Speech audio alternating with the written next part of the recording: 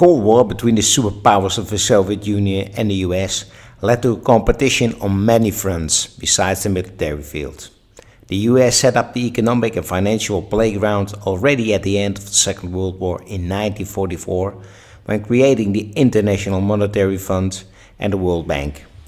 If you're confused by the difference between the International Monetary Fund, the IMF, and the World Bank, well, you're not the only one. Famed economist John Maynard Keynes, who was a founding father of both institutions, said that he was confused just by their names. The IMF and the World Bank are closely linked. So close that their headquarters are across the street from each other here in Washington. So what's the difference between them?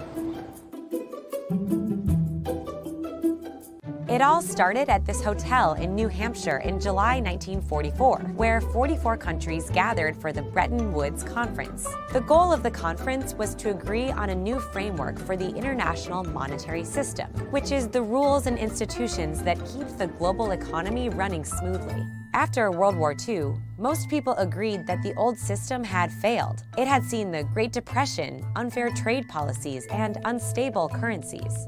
After 3 weeks of heated negotiations at Bretton Woods, especially between Keynes, who was representing the United Kingdom, and Harry Dexter White, the U.S. Treasury representative, a deal was reached. The agreement created the IMF and the International Bank for Reconstruction and Development, soon to be known as the World Bank. Each institution was given a distinct role.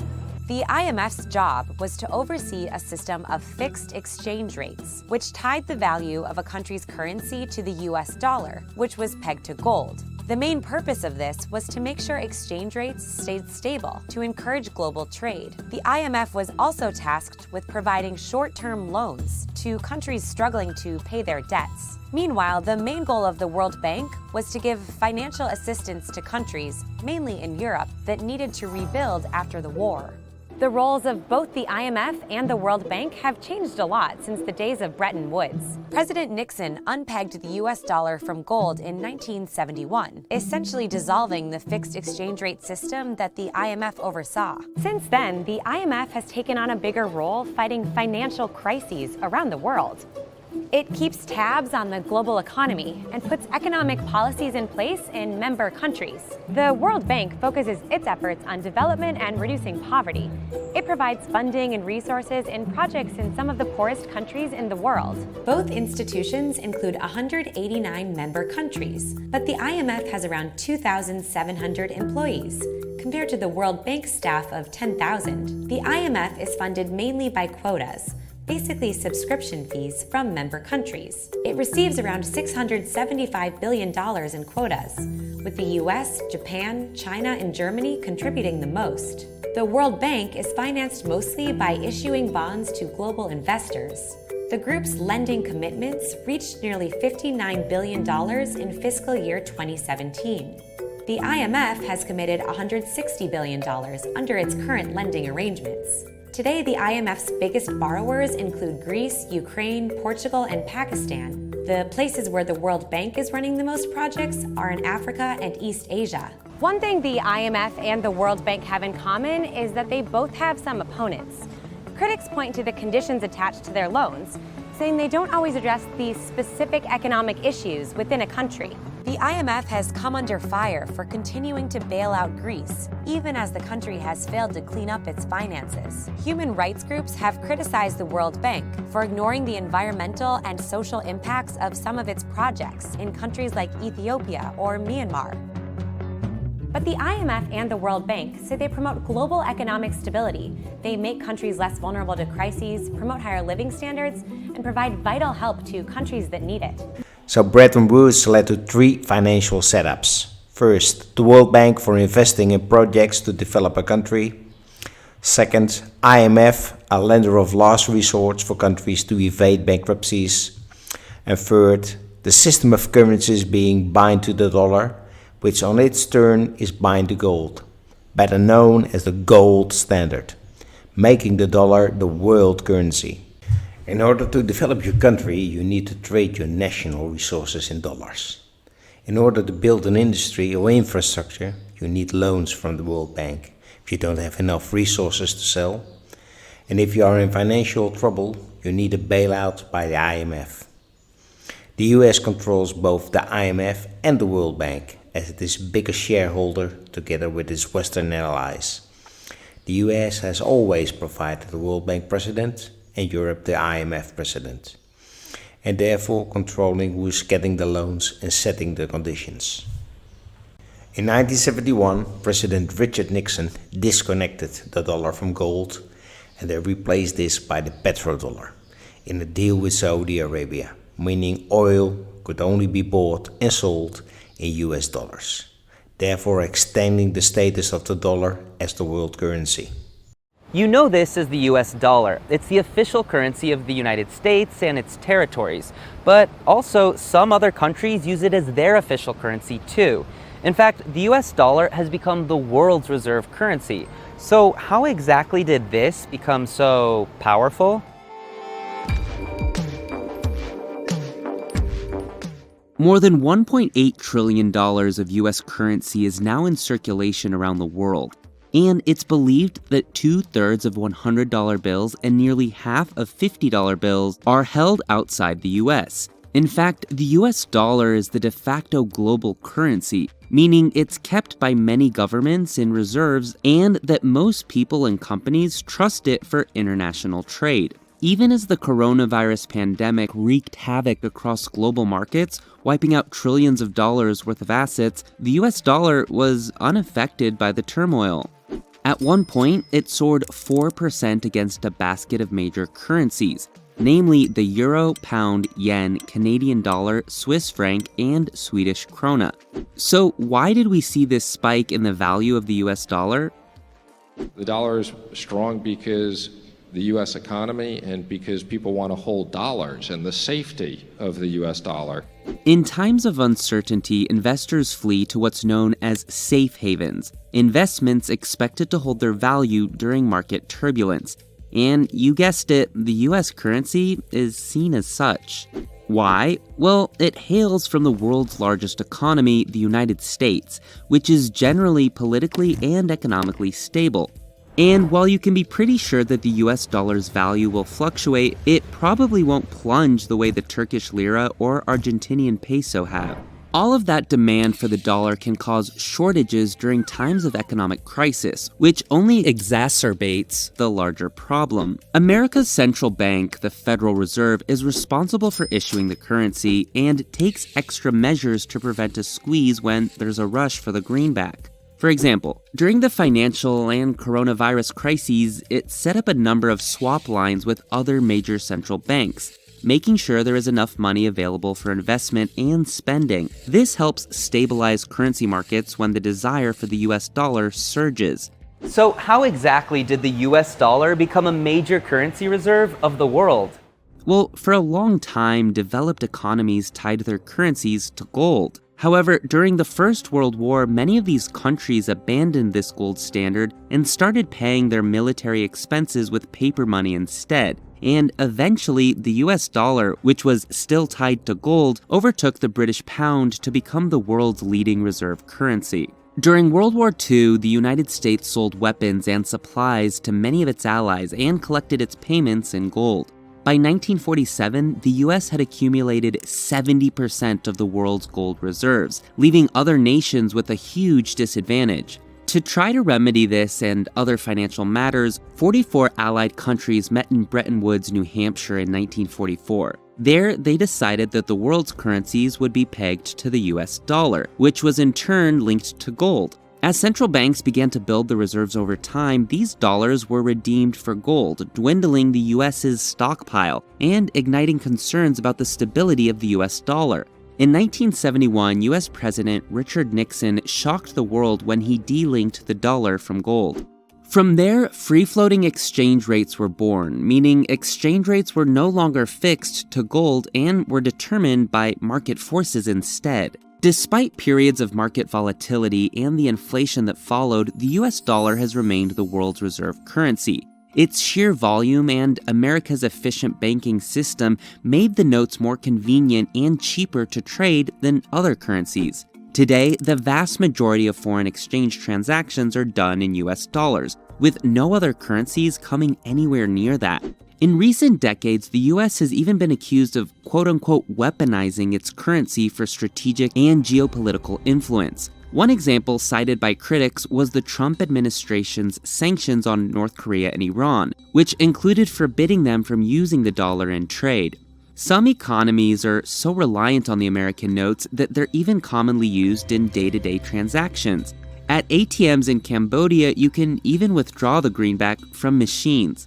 On a global scale, you'll find commodities like metals, energy, and agricultural goods are usually traded in US dollars. Here's an example of how the US dollar influences everyday business deals.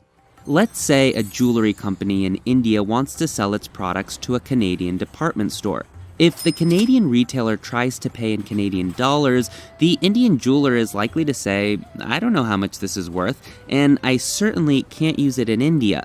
That department store, meanwhile, could argue that the rupee won't go very far in Canada, so they're both likely to transact in US dollars instead. Those dollars will then be exchanged into rupees in India. Add together the number of transactions happening like this every day, and, well, that's a lot of greenbacks entering foreign economies. So we've established that the US dollar is stable, but you might be wondering, what about other currencies that are stable too, like the Swiss franc or the Singapore dollar? Both of which come from politically and economically stable countries too. And yes, while those are fair points, the truth is those countries just have far less influence and economic power. Switzerland's population is a mere 8 million, while the US has more than 332 million.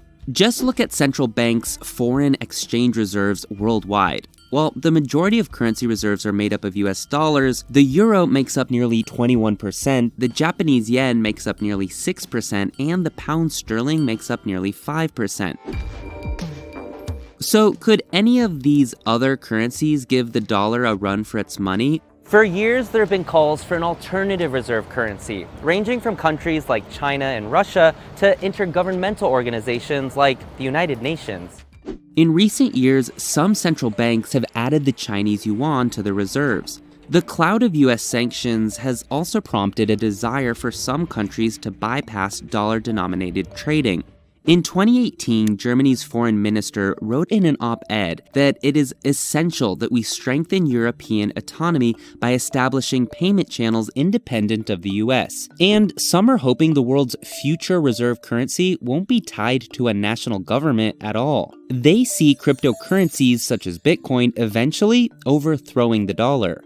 But even so, any change in the US dollar's strength certainly wouldn't happen overnight. Despite calls for an alternative reserve currency, it's still hard to imagine any other country capable of taking the mantle from the US as the global currency anytime soon. In 1973, Western countries also established a new banking system called SWIFT, making banking internationally easier and quicker.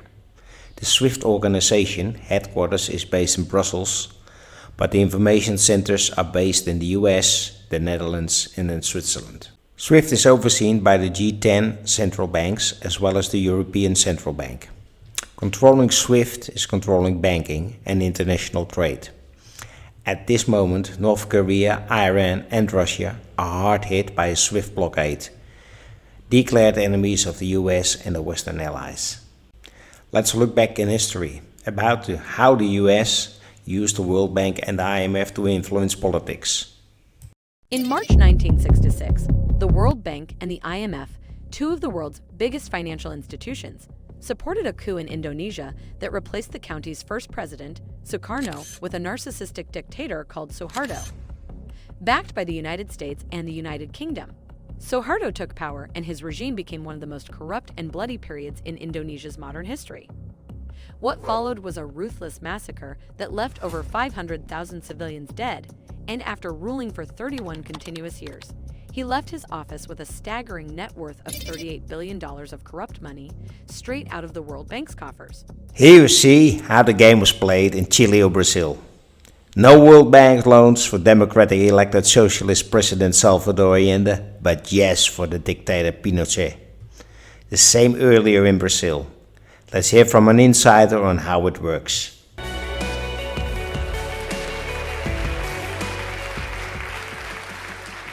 Thank you. I stood in front of the Shah of Iran, the presidents of Indonesia, Ecuador, Panama, members of the Royal House of Saudi Arabia, and I've said something like, in this hand, I have millions of dollars for you and your friends if you play our game. In this hand, I have a gun in case you decide not to. Now, my words were more diplomatic than that. I would go to countries with resources our corporations covet, like oil. I'd arrange a huge loan to those countries from the World Bank or its sister organizations, but the money wouldn't actually go to the country. It would go to our corporations, Bechtel, Halliburton, Brown and Root, familiar names, to build big infrastructure projects in those countries and incidentally make huge profits in the process. They'd build power plants and industrial parks, things that would benefit a few wealthy families in the country, the ones that own the industries. But the majority of the people would suffer. They would be left holding a huge debt they couldn't repay. So we'd go back and say, since you can't pay your debt, sell your resource, oil or whatever, real cheap to our corporations. So the US and its Western allies abused the final system to fight communism. No doubt about that. But what after the fall of the Soviet Union? Africa is a good example how it works now in our modern time, where the influence isn't used for fighting communism but benefits Western countries and companies. Forms have you been calling for at the Bretton Woods financial institutions? The multilateral financial banks and the entire international financial system has not been just and has not been fair and has not been accountable. And all we are asking is we want to have an even conversation. We do not want a financial system that favors us. We want a fair one. As things stand today, the current financial setup favors the global north against the global south. Why do I say that? Today, development finance you can access for Kenya, for example, and most of African states, Zambia, Ghana, in fact, all sovereign states that have gone to the international financial market, they are paying anywhere around 10%. Our compatriots in the global north are paying anywhere between 0.05%, 0.1%. Clearly, we are accessing development finances 100 times more expensively than they. China is playing on these sentiments and giving loans at lower rates and gaining influence, getting the attention of IMF and the World Bank, and China is working to weaken the petrodollar and trying to set up alternatives to the SWIFT system in order to have alternatives in this class of giants.